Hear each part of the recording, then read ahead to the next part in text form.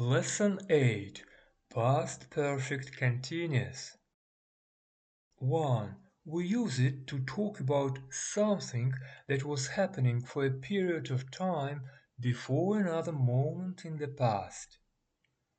It helps us show the cause of a past situation or how long an activity lasted. Example: yesterday morning I looked out of the window. The sun was shining, but the ground was wet. It had been raining. It wasn't raining until I looked out, but it happened before that moment. 2.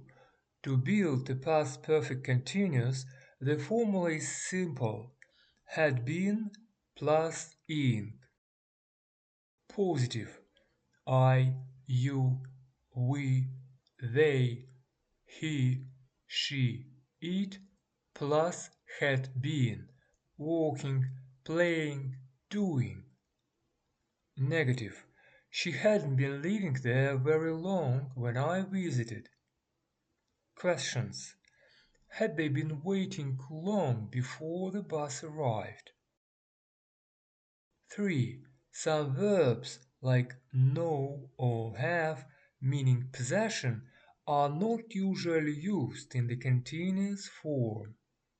Correct: we had known each other for years. Incorrect: we had been knowing each other. Compare.